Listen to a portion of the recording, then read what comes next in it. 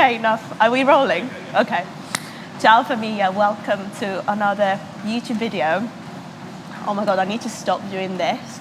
I've actually noticed in almost all of my videos I do this automatically, and it's just like saying, tell me you're Italian without telling me that you're Italian. I mean, why do I keep doing this subconsciously? I don't know. Anyway, today we're going to be looking at the most common mistakes that people make when working out. I'm here to help you as always. And before we start, don't forget to like and subscribe. And as always, I remind you that if you need guidance from me, directly from me, one-to-one, I do a personalized meal plan, a personalized workout plan, and I provide one-to-one online coaching when I'm basically with you every single step of the way. So if you're interested and if you're serious about starting this journey, link in the description below. That being said, let's go over and I'll start showing you the most common workout mistakes. Let's go. We're going to start with squats. Now, one of the most common mistakes that I can see when people, especially beginners, I feel like, they make this mistake. So it's when they squat, because they're not obviously used to the movement, or maybe in general they jump prematurely to bigger weights that they cannot sustain, or simply just by doing body weight squats. What I tend to do is this thing. Watch me. See what I'm doing here? So basically, they let their knees cave in. And while this is something that is almost natural to happen sometimes, it can really put a lot of stress to your hips, to your knees, and to your joints in general. So it's really, really important to fix this. So first of all, remind, and the first thing, obviously, tell your mind not to do that. That's just easy as it is, the first thing. And then the second thing I want you to think is, imagine rotating your legs out. So rather than just keeping them as you normally would, like you're standing straight, imagine that you're just slightly bringing them, rotating them outward, okay? That will also remind you to keep your knees out. Now, another thing that I see a lot, especially especially for beginners as well, right? When they've got a resistance band over here, because they see other people using the resistance band, and although the resistance band sometimes can remind you to do the opposite thing and keep your knees out, someone that is not really comfortable with the form, because the band, what it does is obviously adds resistance, right? So it will naturally pull your knee. I've seen people even doing hip thrusts, for example, with your knees in, or doing deadlifts with the knees in. Always, always, always keep your knees out, okay? Your knees should always be aligned with your toe. So if your toe is facing this direction, your knee can go this way or that way, okay? It needs to face exactly the same direction, okay? Now, another very common mistake when it comes to squatting is when people obviously are thinking to go all the way down, squatting ass to grass, okay? But look what happens to me when I squat ass to grass. And this is something that happens to a few people as well, with poor mobility or simply with different genetics. While some people it doesn't happen to everyone, but some people it really does. So sometimes it's actually beneficial to maybe film yourself and see if you're actually making this mistake, okay? Just watch me from the side. I'm squatting down, I'm going all the way down. See what is happening here? My spine is basically rounding as I'm trying to go low. While this can seem something absolutely normal, it's not, okay? If your spine is rounding, okay, it means that it's something called the butt wink. And if you're adding, especially if you start to add more weight over time, this can really injure your back, okay? So really, really important. If you don't have a lot of mobility with your hips and ankles, first of all, do some ankle and hip mobility before your squats. Dynamic stretches, which I showed you in my squats video. So I recommend watching it if you haven't already. And second thing, don't go as low, okay? If you butt wink, there's no point in going low. Just stop before your spine starts to round, okay? Which is basically even here starts from me, okay? Everyone is different. Some people can go all the way down because they've got great mobility without butt winking, but others are not the same, okay? It's really, really important to keep that in mind. Another thing is not be able to breathe correctly when squatting. That's another mistake, because if you don't breathe correctly, that's me with a cold. If you don't breathe correctly, your core will be deactivated and your squat in general will not be as stable, okay? So what you want to do, you want to take a really big breath in and feel, and not breathe with your chest. So I don't want you to fill your chest here. I want you to fill this midsection here, okay? So think about filling this section up, okay, with air. Almost if you're getting bloated, it's kind of the same. So feel this. Obviously, it's not pretty to look at, but this is how you will strengthen your core and you will engage your core during your squats as well, okay? So this will give you much more stability, and it will also allow you to squat less pain-free in terms of your back. Sometimes your back gets activated because you're not breathing correctly. Another mistake as to why your back might be sore is because I'll see a lot of people doing this. Again, watch me and I'll explain what I'm doing. So, as you can see, I'm positioning the bar on top of my traps, right? That is the first thing. Then I'm grabbing the bar, as I should, okay? And then I see these people doing this, look. Okay, what's the mistake here if you looked at me? I'm leaning far too forward. And while this technique is right, if you position your bar low, okay, it's called a low bar squat, okay? It's not correct if you position your bar over here. If you position the bar over here, it's called a high bar squat. That means your chest should be more upright, torso upright, and squat more vertically rather than leaning forward, like so. So right like this, like this. Keep your back tight and chest up, okay? This kind of technique as well is great for people that always have lower back pain, okay? If you're someone that always tends to feel squats in the lower back, you might want to revise your form a little bit and try to maintain your chest up and keep it more upright. So you won't target your back as much. You're welcome. Okay, so Romanian deadlifts. Now, in terms of Romanian deadlifts, one of the main mistakes that I see is, first of all, people struggle a lot with the movement in general. They don't understand that it's a hip hinge movement, which comes from their hips. Mostly they think that all they have to do is bend down and pick up the weight. That's not how it works. This is a movement that targets your posterior chain mainly, okay?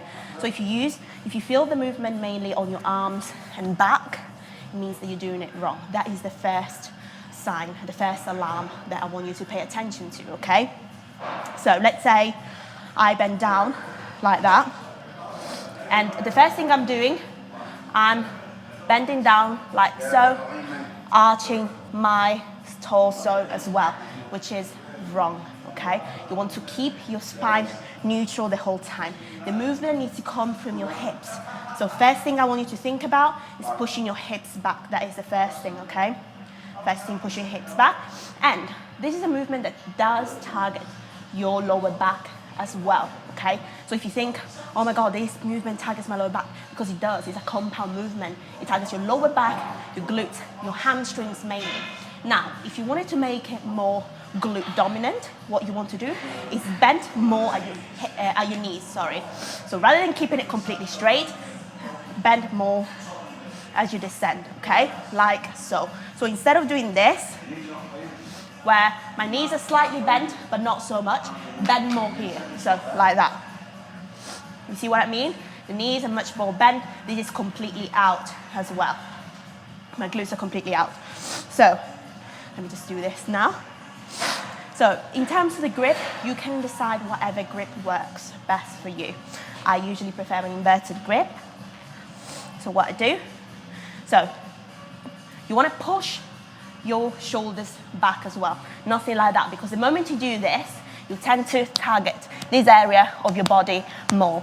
So push your hips back, so roll your shoulders back. So that's the first thing, okay? Bend down your hips, push, push, push, bend at your knees, okay?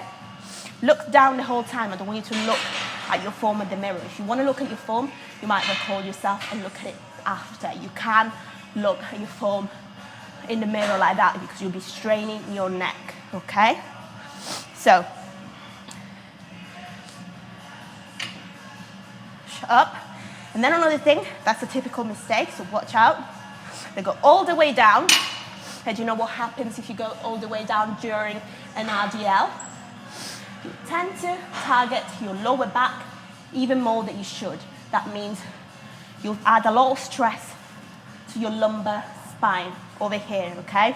So you want to stop, I would say, just below your knees with a Romanian deadlift. If you're doing a conventional deadlift, which is completely different, okay, then you will put the bar all the way down. But with an RDL, you stop just below your knees, like so, okay? So, as well, the bar needs to be close to you, nothing like this, close to your legs, okay? Down, down, down, down. And that's it for me. I can't go any lower because the moment I go lower, I put a lot of stress to my lumbar spine, okay? So, stop just below your knees and up again. On to the next exercise. Next exercise, my beloved bench press. Right, guys, I actually only started getting into it about 2 months ago that I got into training upper body regularly, and I actually love it. I used to skip it all the time, which was really silly because since I started training upper body, I can lift so much heavier with my squats. My hip thrusts have improved. So honestly, don't skip upper body. And if you want to start training upper body, I've done a full upper body workout on my page, so make sure you check them out. Anyway, bench press. One of the most common mistakes, first of all, benching can be daunting, and I do understand that it's quite scary to come to the bench press on your own. However, little trick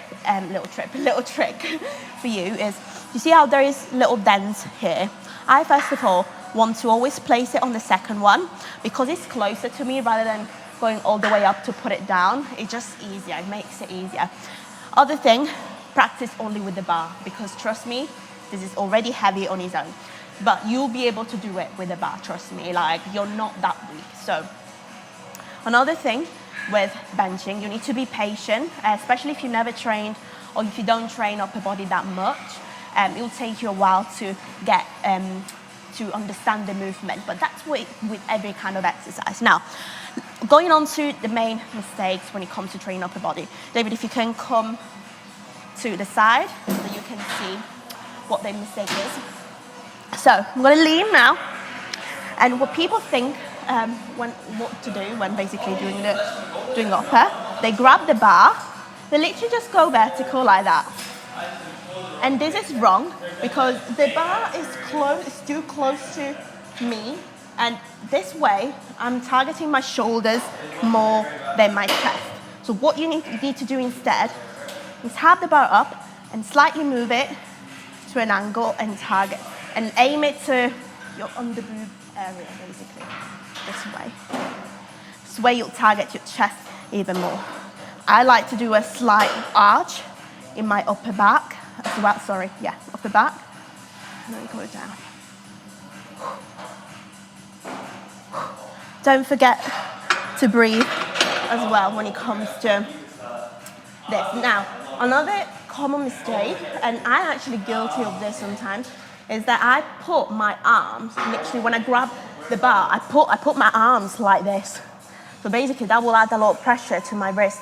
So try to keep it as vertical as you possibly can, obviously without dropping the bar, rather than just going all the way like this, holding and pressing the bar upward, okay? So try to keep your wrist as vertical as you can. Otherwise, as you start to go heavy as well, you'll tend to feel it here a lot, okay? So try really to position a bar like here. Like you see on the palm of my hand over here, rather than here, grabbing it from here, because you see how much more stress I can put on my wrist this way, rather than if I put it over here.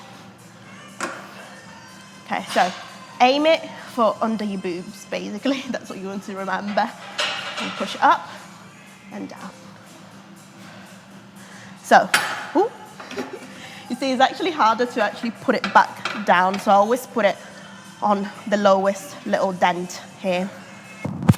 And as I said, with this, it just comes to practice. The more you do it, the better it is. Now, next exercise. Okay, so leg press now. The most common mistake when it comes to leg pressing, come this way and I'll show you. So, it's basically, first of all, when you sit down and they're thinking they have to go all the way down when they're pressing, go all the way down, and then they even, you see what is happening here, I'm rounding my back, and sometimes I lift it off the seat, which puts the back in such a stressed position, like literally you're bending it like that, so you don't have to go all the way down and making your butt come off the seat, if you make sense. So stop beforehand. And then another thing that is a very classic mistake, a rocking mistake I call it, when they come up, literally they come up with the legs completely straight, locking out the knees at the top, which is wrong, okay? You always want to maintain a slight bend at your knees, even when you come up, okay? So really, that's really, really important because you can really hurt your knees, okay? So always make sure you keep this little bend at your knees, even when you come up. Yes, hip thrust. So now onto my beloved hip thrust, of course. We cannot not do a tutorial about hip thrust because they're just the king. Now, what I want you to take into consideration, the first mistake is the wrong foot placement when doing hip thrust. And why does it matter so much? Because according to where I'm positioning my feet, I will target either my legs more, my quads more, my hamstrings more, or my glutes more. So the ideal position, generally speaking, but that obviously depends on genetics. So obviously, whatever feels right for you. At the end of the day, you have to go off based on how you feel. If an exercise or the position of your feet doesn't particularly feel right, or maybe you don't feel it well right on your glutes, just play a little bit more with the position of it and change it, switch it up a little bit, okay? So that's always key. But anyway, generally speaking, if you position your feet too far away, okay, you'll tend to target your hamstrings more. If you try too close, you tend to target your quads more. So ideally, you want to form a 90-degree angle, okay, to target your glutes more, okay?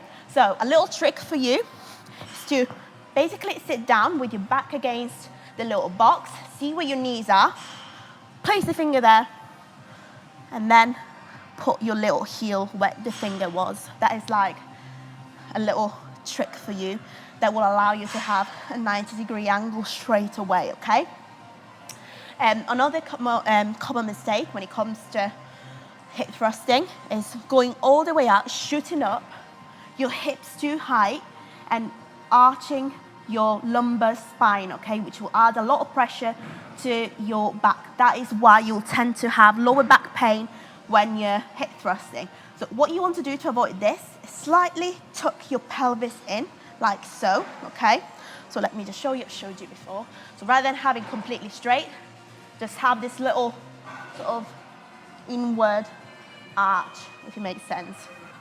This will fix the problem. And last exercise, we're going to be looking at an upper body one. We're looking at bicep curls. So, first thing I want you to take into consideration is that is a very, very common mistake that I see guys, girls, everyone making when doing bicep curls. They pick up a weight that is too heavy for them, and they swing the weight around like that. And this is wrong. So you see, I'm swinging the weight a lot, and my elbows are not fixed, okay? So what you want to do, keep them nice and back, okay? Fix at the side of your body, and then lift this up. So whether you're doing hammer curls, bicep curls, every sort of curl as well, the same principle applies to all of them, all of the variations, okay? I think I covered the main exercises anyway today. So I hope you found this useful, and in a way, if you were making those mistakes, I helped you correct them. Thumbs up if you liked the video and you found it useful. Don't forget to subscribe as well, and I will see you next time with another video.